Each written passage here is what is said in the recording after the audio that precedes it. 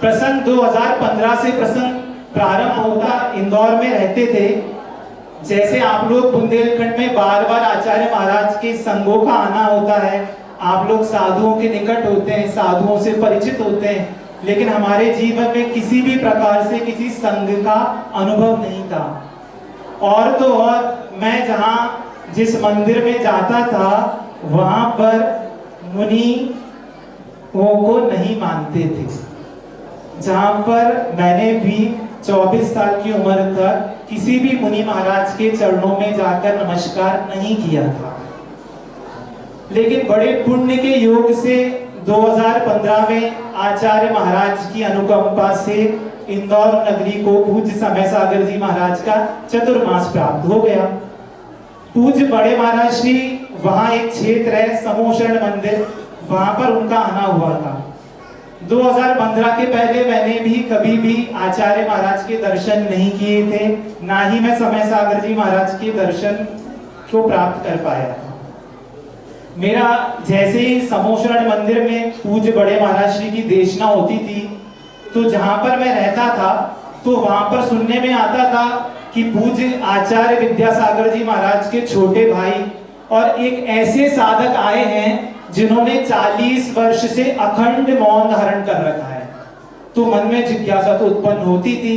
फिर धीरे धीरे करते करते सुनने में आता था ये वो मुनि महाराज हैं, एक लौते मुनि महाराज जो मंच पर कभी भी पाप प्रक्षालन नहीं कराते, जो किसी भी प्रकार की स्टेज से प्रेस्टीज पॉइंट से दूर रहते हैं, जो किसी प्रकार के भी समाधान टीवी मीडिया न्यूज़पेपर से दूर है, जो हर एक विषय में सिर्फ और सिर्फ आगम दिखाते हैं। सुनते घर में भी जब लोग थे तो वो प्रवचन सुनने जाया करते थे, और जहां पर मैं रहता था तो वहां पर कई प्रकार की चर्चाएं होती थी कि आज जहां पर शुद्धोपयोगी मुनि महाराजों का अभाव सा देखने में आ रहा है, वहां आज सच्चे श्रवण के रूप में यदि इस धरा पर कोई मुनि महाराज विराजमान है तो उनका नाम समय सागर जी महाराज है। बड़ा पुण्य रहा, और पुण्य के योग से पूज्य बड़े महाराज श्री का सत्संग चातुर्मास मेरे ही घर से 300-400 मीटर की दूरी पर हो गया। अब चारों 5 महाराज वे पंच परमेष्ठी डिसिप्लिन के, उनके संघ का डिसिप्लिन, टाइम मैनेजमेंट, हर चीज मुझे दिन पे दिन बड़ा आकर्षित करने लगा। मैं दूर से जाकर देखता था, सारी गतिविधियों को नोट करता था, और जब शाम को आरती होती थी तो प्राय करके आरती को नहीं करते हो तो मैं कुछ कहता नहीं था। और धीरे करते करते जब देखा कि अंदर में यदि मेरी आस्था का कोई केंद्र है, यदि साधु परमेष्ठी के जो गुण हैं, साधुओं की जो चर्या है वो इस संघ में भरपूर रूप से झलकती है, तो बस फिर मन हो जाता है कि कैसे भी अब इन दिगंबर साधुओं का पड़गाहन अब हमको करना है। घर में किसी को भी चौके संबंधी कोई नॉलेज था नहीं, यहाँ तक कि पानी छानकर बिछाने का प्रयोग कैसे करते हैं ये भी ज्यादा अच्छे से नहीं पता था। तो हम लोगों ने वहां पर किसी व्रती वर्ग की मदद लेकर चौका लगाने का पुरुषार्थ किया, और 4 दिन के अंदर ही 4 बड़े महाराज जी, प्रशस्त सागर जी, मल्ली सागर जी, आनंद सागर जी, चारों मुनि महाराज के निरंतराय आहार हो गए। आहार तो हो गए, लेकिन आज जब हम चिंतन करते हैं कि कैसे वो मुनि महाराज घर तक ऊपर चढ़कर आए थे, लेकिन हम लोगों को तो बोध भी नहीं था आहार कैसे देते हैं, किस प्रकार सामग्री चलाई जाती है। बस वे मुनि महाराज, चारों मुनि महाराज अनुकंपा करने की दृष्टि से हमारे ऊपर अनुग्रह करने के कारण घर पर पधार गए थे। लेकिन पूज्य मल्ली सागर जी महाराज जी का आहार मेरे घर पर नहीं हुआ था, क्योंकि वो उनका जो नियम होता है घर के बाहर खड़े होकर आहार करने का नियम रहता है। तो उसके नियोग से ही कुछ दिन बाद हम लोगों ने फिर से एक बार चौका लगाने का पुरुषार्थ किया, और चौका लगाकर मैं मंदिर के बाहर अकेला खड़ा हुआ था। अब पूज्य बड़े महाराज श्री, 4 महाराज श्री के आहार तो हो चुके थे, और इंदौर में महती प्रभावना संघ की हुई थी, तो बहुत तादाद में चौके थे। तो मैं पड़गाहन कर रहा था, इतने में देखता हूँ धीरे के कदमों से बड़े मुस्कुराते हुए मेरे आगे आकर पूज्य समय सागर जी महाराज जी दूसरी बार खड़े हो गए। वो क्या संकेत था, वो क्या अनुकंपा थी, वो क्या अनुग्रह था, मैं शब्दों में वर्णित नहीं कर सकता। आज जितने भी मंच पर ये मुनि महाराज बैठे हैं और छुल्लक महाराज जी भी बैठे हैं, इन सबके जीवन में इन लोगों ने अपने हाथों से गुरु महाराज को आहार भी दिए होंगे, पड़गाहन भी किया होगा और चौका भी लगाया होगा। लेकिन मेरा इतना सौभाग्य नहीं था, मैं अपने जीवन महाराज का पड़गाहन नहीं कर पाया, ना ही मैं उनको आहार दे पाया हूँ। इतना सौभाग्य मेरा कमजोर था। अब यहीं से बीज श्रद्धा का प्रारंभ होता है। अब संघ का विहार हो जाता है और धीरे धीरे इतना जरूर था कि मेरे अंदर भी एक आस्था की ज्योति जल चुकी थी कि हाँ, अब मैं भी एक संघ है जिसको मैं आस्था की दृष्टि से देखता हूँ। इन संघ का विहार हो गया और पुण्य से कहो या नियोग कहो, मेरा ट्रांसफर भोपाल में जॉब में हो गया। 2016 की बात है और वहां भवों का पुण्य मेरा काम आया और गुरु महाराज का चातुर्मास भोपाल नगरी में हुआ। अब गुरुदेव का चातुर्मास हुआ, बहुत ज्यादा भीड़ भाड़ और अपने पास तो कोई योग्यता भी नहीं थी। और ये भी बता दें, जैसा एक सामान्य बुंदेलखंड में तो शायद किसी ना किसी जीव जो भी बालक युवक होते हैं उनके पास बहुत ज्ञान होता है, विवेक होता है, लेकिन अपन तो सब में 00 थे। 2016 में गुरु महाराज के डेली दर्शन हुआ करते थे। दर्शन तो होते थे लेकिन दूर से ही देखते रहते थे। और धीरे धीरे फिर संघ में पूज्य संभव सागर जी महाराज, पूज्य प्रसाद सागर जी महाराज, पूज्य नीरज सागर जी महाराज, पूज्य निर्मल सागर जी महाराज, इन चारों महाराज जी के निकट में थोड़ा थोड़ा बैठा है करता था। धीरे धीरे 4 महीने निकल गए, लेकिन आज भी रात्रि भोजन का त्याग नहीं किया था, ना ही अभक्ष का त्याग किया था, ना ही होटल, किसी भी प्रकार का कोई भी त्याग अपने जीवन में नहीं आया था। अभी सिर्फ और सिर्फ एक आस्था बन गई थी कि यदि धरा पर नमो आईली आडम का कोई अर्थ है तो उसका नाम विद्यासागर है, और यदि नमो लोय सभ्य सावड़म का अर्थ है तो उसका नाम समय सागर है। ये अर्थ इतना आ गया था। और गुरु महाराज धीरे धीरे धीरे पहुंच जाते हैं 2017 में रामटेक चातुर्मास में। 3 दिन की छुट्टी होती है तो मेरा मन हो जाता है कि एक बार रामटेक के दर्शन कर लिए जाएं। तो मैं पहुंच जाता हूं रामटेक। वहां पर 3-4 महाराज जी से मैं परिचित था। थोड़ी सी भीड़ कम थी, फ्राइडे का दिन था। तो मैंने उन महाराज से विनती की कि मुझे पूज्य आचार्य महाराज की एक बार सिर्फ चरण स्पर्श करवा दीजिए। तो उन्होंने कहा कि चरण तो स्पर्श हो जाएंगे, लेकिन कोई ना कोई उद्देश्य होना चाहिए, आप किसी भी प्रकार का उद्देश्य कर लीजिए। उस समय मेरा एमटेक कंप्लीट हो चुका था और मैं पीएचडी के लिए एनरोल्ड हो चुका था। तो महाराज ने बोला, सजेशन दिया एक महाराज ने कि आप ऐसा कीजिए कि आप आचार्य महाराज को बोल दीजिए कि जब तक मेरी एजुकेशन पढ़ाई चल रही है तब तक ठीक है। मुझे महाराज की बात जम गई। मैं महाराज श्री के साथ आचार्य महाराज के कक्ष में पहुंच गया। 5-6 महाराज श्री थे वहां पर। एक महाराज श्री ने मेरा इंट्रोडक्शन करा दिया और ये भी बता दिया कि समय सागर जी महाराज के संग से, समय सागर जी महाराज जी की चर्या से, उनके अनुशासन से ये बच्चा प्रभावित है। पूज्य बड़े आचार्य महाराज ने बहुत ही गदगद भाव से मेरी ओर देखा। ऐसी दृष्टि में आंख बंद करता हूं तो आज भी अनुभव में आता है, जब गुरुजी ने मुझे पहली बार उस वात्सल्य रूपी दृष्टि से जब देखा था तो मेरे अंदर कैसे भाव उत्पन्न हो रहे थे। गुरु महाराज ने मुझसे प्राय करके, गुरुजी अच्छे से इंट्रोडक्शन लेते हैं, गुरुजी ने परिवार का बैकग्राउंड पूछा, मैं क्या करता हूँ, कहाँ से हूँ, अब एक लौता बेटा है, परिवार सब कुछ पूछा। तो उन्होंने ये भी पूछा कि आप कैसे कर पाओगे, एक लौते हैं। तो मैंने कहा ज्वाइंट परिवार है और प्रभु की कृपा से धन धान्य किसी भी प्रकार से बिजनेस बहुत अच्छा है, आचार्य श्री जी किसी भी प्रकार की कोई परेशानी नहीं है। तो गुरु महाराज के मुख से निकला कि पूरे परिवार के लोगों को लेकर आना। अब जो मेरे साथ में संभव सागर जी, प्रसाद सागर जी महाराज थे, तो उन्होंने कहा कि यदि आचार्य श्री को 1 साल का या एजुकेशन तक का भी व्रत देना होता तो वो दे देते, लेकिन आपकी किस्मत में कोई व्रत वगैरह नहीं है, इसलिए आचार्य श्री ने कहा कि पूरे परिवार को लेके आना। तो मैंने कहा माता पिता, तो कहते हैं नहीं, माता पिता के साथ और भी जो आपके परिजन हैं उन सबको लेकर आना। तो गुरुदेव को मैंने परिचय कराया था कि मेरे बड़े पिताजी और बड़ी माँ भी हैं, ये एक संयुक्त परिवार है। ठीक है, तो आज महाराज लोगों ने कहा पहले परिवार को लेकर आओ, फिर आचार्य जी थोड़ा सा व्रत दे देंगे। मैं जाता हूँ घर पर मैंने माता पिता को तो समझा दिया। अब बड़े पिताजी बड़ी माँ वे सोनगढ़ समाज के अध्यक्ष थे, अब उनको मनाना मेरे लिए बड़ी टेढ़ी खीर।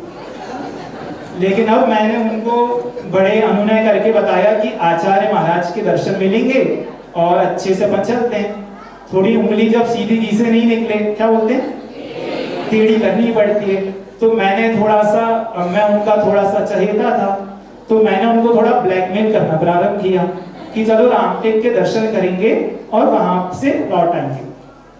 तो मैंने उन लोगों को चारों, माता पिता और बड़े पिताजी बड़ी माँ, चारों मिलकर रामटेक की ओर प्रस्थान हो गया। अब आचार्य पूज्य संभव सागर जी महाराज से मैंने कहा कि गुरुजी ये लोग पहली बार दर्शन करने आ रहे हैं, तो आचार्य महाराज के क्या होता है कि भक्तों की लगी रहती है लाइन, अब इन लोगों के पास इतना आ जाना। ठीक है, अब मैं रामटेक में, मैं तो 5:30 बजे से उठकर बैठा हूँ और परिवार वाले 5 किलोमीटर दूर एक रेसिडेंसी में रुके हुए हैं। मैं 6 बजे से कॉल कर रहा हूँ कि करेक्ट टाइम पर आ जाना, क्योंकि आचार्य महाराज के पास समय का बहुत अभाव होता है। लेकिन अब क्या करें, 7 सवा 7 तक भी मैं कॉल करता रहा, कोई नहीं आया। इतने में संभव सागर जी, प्रसाद सागर जी महाराज मुझे डांटते हैं कि ये तो आचार्य महाराज ऐसे थोड़े दर्शन होंगे। तो मैंने कहा क्या करें, तो उन्होंने कहा अब तो आहार के बाद और सामायिक के बाद देखना पड़ेगा। परिवार वाले 9 साढ़े 9 बजे तक तैयार होकर चलते फिरते आए। ठीक है, क्यों हंस रहे हैं आप लोग? चलते फिरते आए। अब 1 बजे की बात है, आचार्य महाराज की कक्ष के बाहर में खड़े और बहुत सारी प्रतिभा स्थली की बहनें खड़ी हैं, कुछ व्रती वर्ग खड़े हुए हैं, कुछ व्हाइट कपड़े वाली ब्रह्मचारिणी दीदियां भी हैं और कुछ ट्रस्टी लोग भी हैं। अब मैं भी लाइन में हूँ, क्योंकि संभव सागर जी ने सुबह का समय तो टाइम अरेंज करा दिया था, अब मेरे लिए बड़ा कठिन समय। तो इतने में मैं एक महाराज के पास गया, बड़ा अनुनय किया कि कैसे भी करके गुरु महाराज के पास आप हमको अंदर पहुंचा दीजिए।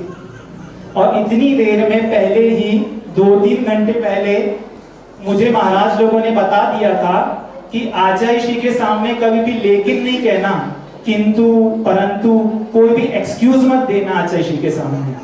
तो ये बात मैंने बार बार परिवार वालों को बोल दी थी कि आचार्य श्री जी के सामने आप कभी भी कोई भी लेकिन किंतु परंतु नहीं कहना, नहीं तो आचार्य श्री मुझे व्रत नहीं देंगे।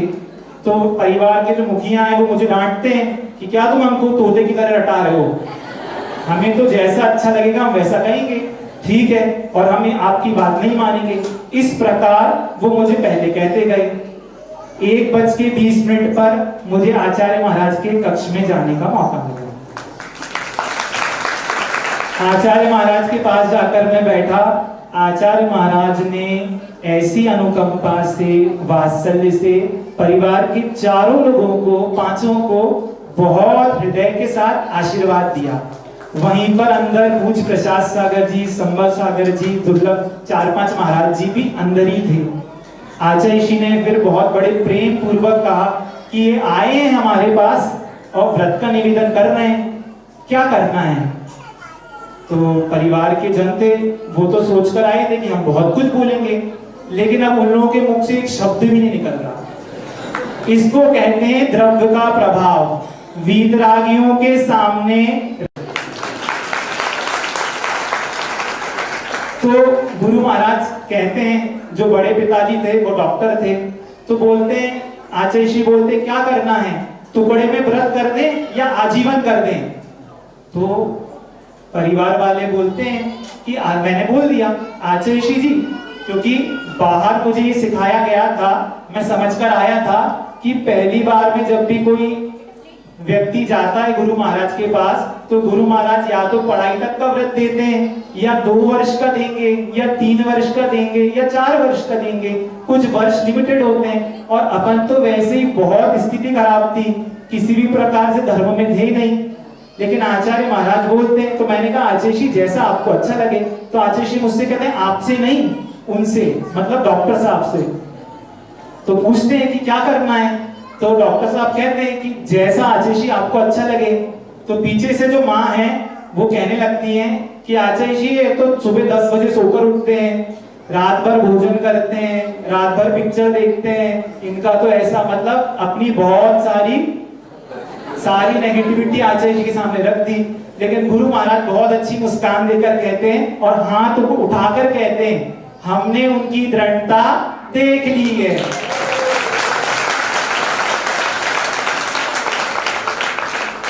तो गुरुजी कहते हैं हमने उनकी दृढ़ता देख ली है। अब कहते हैं ये मांग रहे हैं हमसे व्रत, क्या करें? तो आचार्य जी कहते हैं ऐसा करो, आजीवन व्रत का कायस्वर कर लो। अब मुझे नहीं पता उस समय आजीवन व्रत का अर्थ क्या होता है, उस समय नहीं पता कि ब्रह्मचारियों की चर्या क्या होती है, क्योंकि बड़े महाराज जी के संग में जब मैं था तो सिर्फ मैं एक ब्रह्मचारी जी को जानता था जो यहाँ पर पूज्य निराकार सागर जी महाराज जी हैं, वो पिंकेश भैया जी के नाम से थे, तो मैं उनसे परिचित था। तो मुझे मालूम था कि ब्रह्मचारी जो होता है वो व्हाइट वाले कपड़े पहनता है और मोबाइल या काम धंधा भी करता रहता है। अब मुझे बाकी कोई आइडिया नहीं था। और इतने में वहीं पर प्रसाद सागर जी, संबत सागर जी सब मुझे बोलते हैं कायस्वर करो। तो मैं कायस्वर कर रहा हूं और मेरी आंखों में से आंसू बहना प्रारंभ। मैं आज तक उस रहस्य को नहीं समझ पा रहा कि इन आंखों से आंसू क्यों बहना प्रारंभ हुए थे, इन आंखों में से क्यों ये नीर बह रहा था। तो आज समझ में आता है मेरा भवों का मिथ्यात्व गल रहा था, नियम गल रहा था। आज मेरे जीवन में मुझे गुरु की प्राप्ति हो गई और मैं इतना गदगद भाव से खुश होकर, और आचार्य जी ने मुझे कुछ और भी कहा जो मुझे फिर संबत सागर जी, प्रसाद सागर जी के माध्यम से पता लगा। और मैं निकल गया हूँ, पहुंचकर रामटेक में जो गेट के बाहर एक कैंटीन था, मैं दौड़ते हुए जा रहा हूँ क्योंकि मैंने सुबह से कुछ भी ग्रहण नहीं किया था। टेंशन था कि पहली बार मैं आचार्य विद्यासागर जी से कुछ बात करने जा रहा हूँ। तो मैं दौड़कर गेट के बाहर जाता हूँ और गेट के बाहर अब देखो कितनी असंयम की दशा थी। 2017 में मैं जैसे ही व्रत हो गया, मैं बाहर जाके मैंने स्प्राइट की बोतल पी, स्प्राइट की नमकीन खाया, मुझे इतना भी याद नहीं।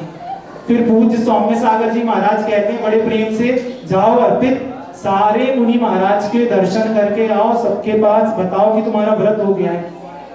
अब मैं जिन महाराज के पास जाऊं, अब तो मैं सेलिब्रिटी जैसा हो गया कि अरे ये तो महाराज का पहली बार में व्रत हो गया।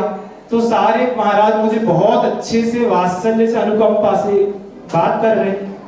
अब क्या होता है, मेरे मन में एक द्वंद आता है रात को कि कहीं मैंने आचार्य महाराज के साथ कुछ छल तो नहीं कर दिया, क्योंकि घर वाले कहते थे कि तुम्हारी सूरत को देखकर कोई भी बहुत जल्दी झांसे में आ जाता है, ऐसा मैं बचपन से सुनता था।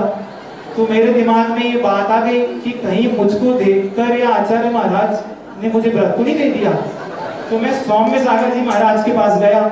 सौम्य सागर जी महाराज जी को मैंने पूरी स्थिति बताई कि महाराज जी मुझे तो आत्मग्लानि हो रही है, क्योंकि मेरा जो व्यवहार है या जो मैं जहां से मैं आया हूँ वहां तो मैं बहुत ही गर्त में था, तो मुझे इतना बड़ा पद दे रहा हूँ, विश्वास कर रहे हैं। तो पूज्य सौम्य सागर जी महाराज जी का वो शब्द आज भी याद है कि हम परखने में गड़बड़ कर सकते हैं, लेकिन 50 वर्ष से जिनका यही काम है, जिनका यही प्रोफेशन है कि जो हरेक भव्य मुमुक्षु जीव जो उनके चरणों में आता है उसको, उसमें कितनी योग्यता है, उसके अंदर कितना सामर्थ्य है, ये योग्यता और सामर्थ्य को कहने की योग्यता, जानने की योग्यता, ये सारी रिद्धि सिद्धियां पूज्य गुरुदेव के अंदर विद्यमान हैं। इसलिए आप बिल्कुल निश्चिंत हो जाइए और जैसा गुरु महाराज ने कहा है वैसा कर लीजिए। नेक्स्ट डे सुबह होती है, आज तक आचार्य महाराज को मैंने सोचा कि अब मैं गुरु महाराज को मिलकर इंदौर वापस रवाना होना है। तो मैं अच्छा समय होता जा रहा है कि मैं जा रहा हूँ और वहीं से मेरे को अशोकनगर ज्वाइन करना है, इस प्रकार का मुझे मैसेज था। अब क्या होता है, मैं इंदौर पहुंच रहा हूँ, गाड़ी में जैसे ही बैठा हूँ मेरी आंखों में फिर आंसू आना प्रारंभ हो गए। अब समझ में नहीं आ रहा है ये मुझे दुख उत्पन्न क्यों हो रहा है। आज मुझे महसूस हो रहा था कि मैं अपने गुरु से दूर हो रहा हूँ। आज मुझे गुरु का वियोग अनिष्टकारी लग रहा था। आज पहली बार मैंने उस समय महसूस किया कि मेरे जीवन में भी अब कोई गुरु आ चुके हैं। ऐसे ही गुरु महाराज की अनुकंपा से मेरा अशोकनगर पहुंचना हुआ। क्या स्थिति थी, किसी भी प्रकार का संयम नहीं, ना तो सिद्ध भक्ति पढ़नी आती थी, ना योगी भक्तियां पढ़नी आती थी, ना भोजन का भक्ष अभक्ष का ज्ञान था, ना रात्रि भोजन का त्याग था। ये 9 जो हमारे सामने महाराज बैठे ये सब तो पके हुए थे, तपे हुए थे। ये सब वर्षों से आचार्य महाराज के निर्देशन में बहुत निखर चुके थे। अब मैंने जैसे ही देखा तो मेरा कॉन्फिडेंस लूज हो गया। अरे यहाँ तो सारे महाराज बड़े अच्छी तरीके से भक्तियां पढ़ रहे हैं, संस्कृत की, उपवास भी करते हैं। और सबसे इंपॉर्टेंट बात ये थी, जब मैं अशोकनगर पहुंचा तो महाराज सारे ब्रह्मचारियों के सिर पे बाल नहीं थे। तो अब मेरे लिए बहुत बड़ा टेंशन कि यहाँ पर तो अब बालों को टकला होके रहना पड़ेगा। तो अब टकला कैसे हो, कभी जीवन में इस प्रकार का भाव ही नहीं देखा, कुछ नहीं। लेकिन पूज्य बड़े महाराज श्री उन्होंने मुझे क्या बोला, आपको कुछ भी नहीं करना है, अभी तो सिर्फ अध्ययन करना है। क्या बोला, कुछ भी नहीं करना है, अध्ययन करना है। अब ये सारे महाराज भैया जी लोग तो पाटे पर सोते थे, सुबह 4 बजे उठकर सामायिक भी करते थे, पंखे में भी नहीं बैठते थे, कुछ भी नहीं। लेकिन मैं एक सेपरेट सा कमरा था, वहां पर मैं अच्छे से पंखे का भी इस्तेमाल कर लेता था और भोजन भी एक टाइम नहीं। पूज्य बड़े महाराज श्री ने देखो गुरु की अनुकंपा, जो कभी किसी को संकेत नहीं करते, लेकिन पूज्य निराकार सागर जी महाराज जी, निर्वाण सागर जी महाराज जी, निश्चिंत, ये जितने भी महाराज लोग हैं इन सबको संकेत कर दिए थे ब्रह्मचारी अवस्था में कि नया नया आया है, उसके लिए अनुकूलता बनाते रहना। अनुकूलता का मतलब, अब किसी भी घर में गए तो मूंग की दाल तो मैं नहीं खा पाऊंगा, तो महाराज भैया जी लोग क्या करते थे कि रोटी का पोहा बना दिया, या जितना भी उनसे होता था महाराज भैया लोगों से, वो सारी व्यवस्था मेरे लिए कर देते थे। दोपहर के समय एक व्रती श्रावक मुझे ले जाते थे, जो भी जूस, पानी, दूध है, ठंडा, सब कुछ। मतलब 4 महीने अशोकनगर में मैंने किसी भी नहीं पहने। ये सारे भैया जी लोग तो व्हाइट कपड़ों में रहते थे, मैंने व्हाइट कपड़े नहीं पहने। मैं बड़े महाराज जी ने कहा भी नहीं मुझसे, और मेरा भाव भी लगता था कि एकदम कैसे व्हाइट पहनूं। अब ऐसे ही पूजन इत्यादि का समय आता, पूजन का समय था, घर में कभी पूजन की नहीं थी, तो मैं देखता था अब निर्गन सागर जी, निश्चिंत सागर जी, इन लोगों की अष्टद्रव्य की थालियां एकदम बहुत सुंदर सुंदर द्रव्य से भरी रहती थी, या निराश्रम सागर, ये लोग बहुत अच्छे से पूजन करते थे। तो मुझे ये सब पूजन भी नहीं आती थी, तो मैं क्या करता था, 7, साढ़े 7, 8 बजे तक इन लोगों की निष्ठापन विसर्जन का बेला होता था, तो वहीं इन लोगों को ज्वाइन कर लेता था। और लास्ट में अर्घ मैंने भी चढ़ाए, भगवान को छुआ और बड़े महाराज के प्रवचन में चला गया। तो किसी भी प्रकार से, यहाँ तक कि जब वस्त्र भी आज इसलिए संघ के गुणगान करने का कारण है, आज तो 5 साल में आकर हम इतने स्टेबल हो चुके हैं कि आज मुनि पर्याय का वेदन कर रहे हैं। लेकिन पूर्व की पर्याय में इन भाइयों ने, बड़े महाराज जी ने, पूज्य प्रशस्त सागर जी, मल्ली सागर जी, आनंद सागर जी महाराज ने जब जब अपने भाव कमजोर हुए, जब जब विशुद्धि में गिरावट आई, और कई बार ऐसा भी मन में भाव आ सकता है कि अरे कहाँ आ गए, तो इन लोगों ने हमेशा स्थितिकरण किया। इसलिए उपकार है, अपनी से जितने बड़े बड़े भी यहाँ बैठे हैं, ये सब भी हमारे उपकार, इन सब का भी हम पर उपकार है, प्रत्येक जीव का हमारे ऊपर उपकार है। लेकिन धीरे धीरे महाराज जी लोगों का समय हो रहा है, यहाँ तक कि हाँ महाराज जी कह रहे हैं कि जब शुरू में आए थे तो अब धोती दुपट्टे तो बहुत बड़े बड़े होते हैं, तो घर में कभी अपन ने कपड़े धोए नहीं थे, तो पूज्य निश्चित सागर जी महाराज जी हमारे पूरे धोती दुपट्टे अच्छे से धो के डालते थे।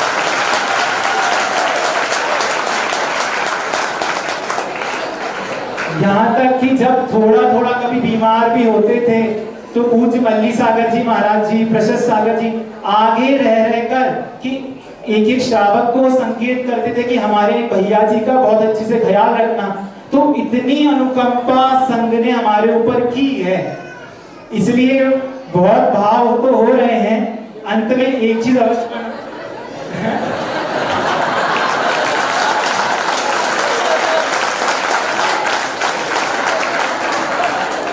निरालस सागर जी, निर्गन सागर जी सब कह रहे हैं कि थोड़ा और बोल लो।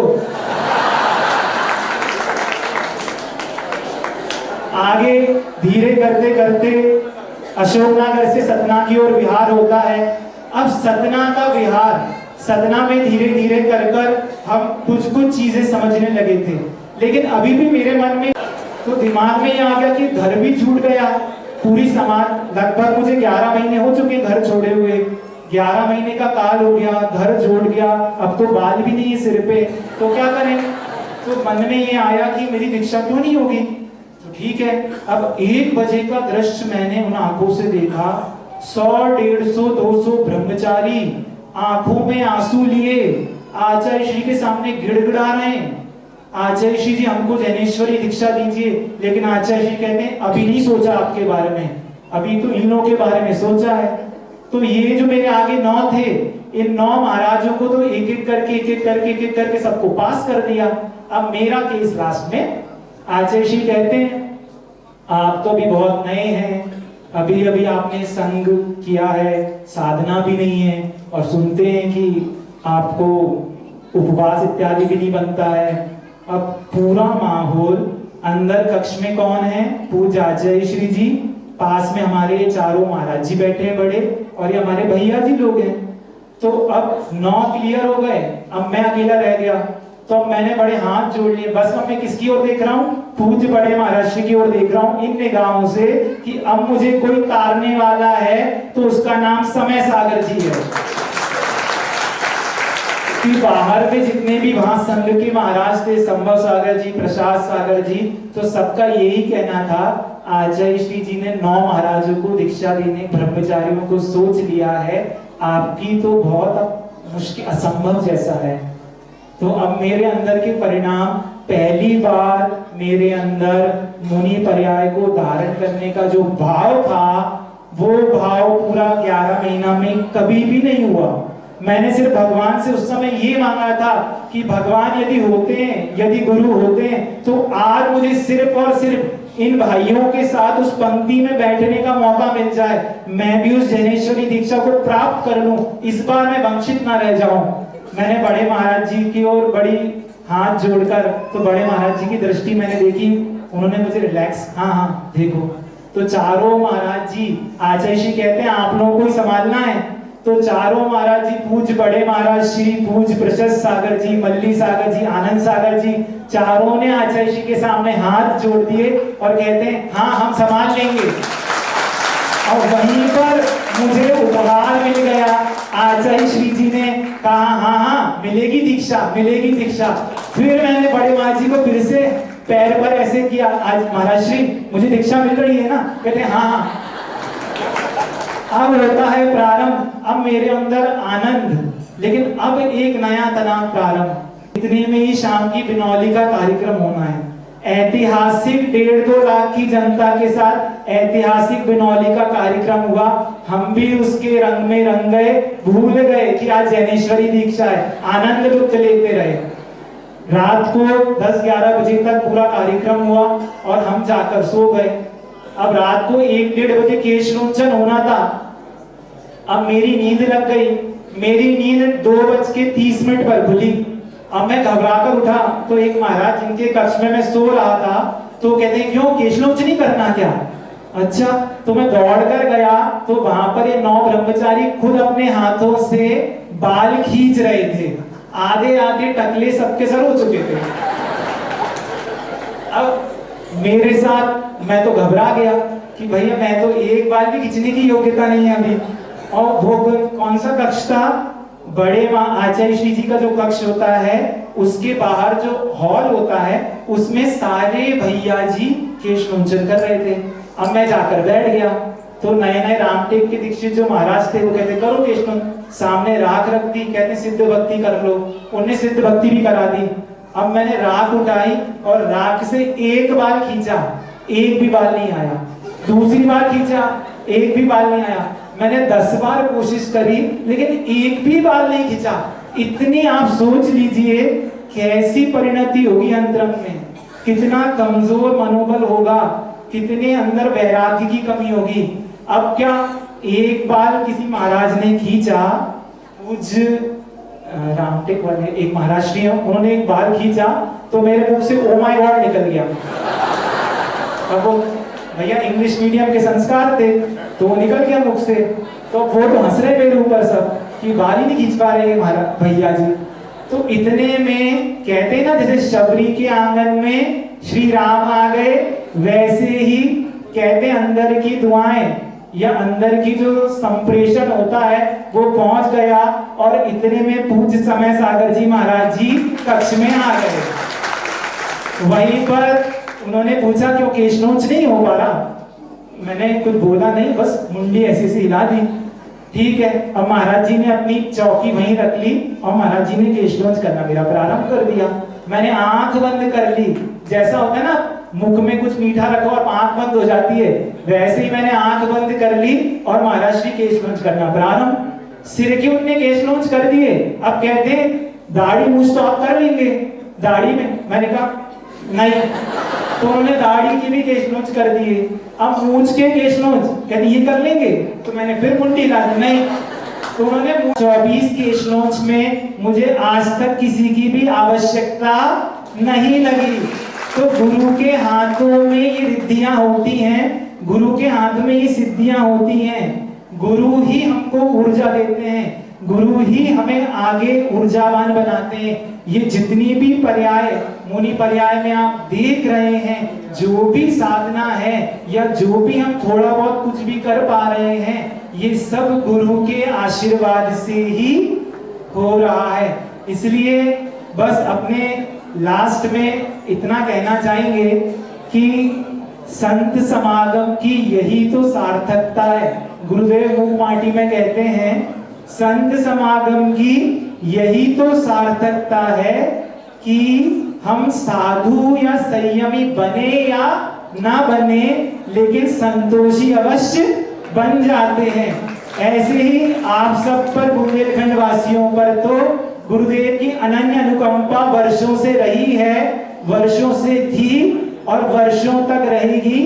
और यहाँ की श्वास श्वास में, यहाँ के कण कण में यदि कोई है तो उनका नाम छोटे बाबा श्री विद्यासागर है।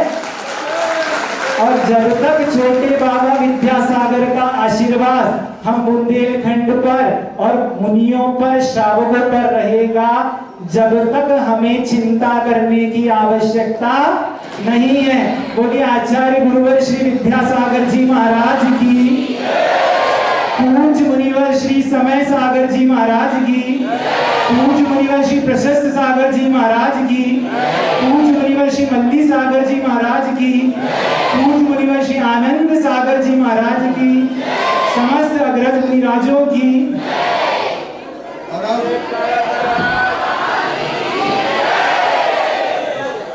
पूज्य कृष्ण सागर जी महाराज के चरणों में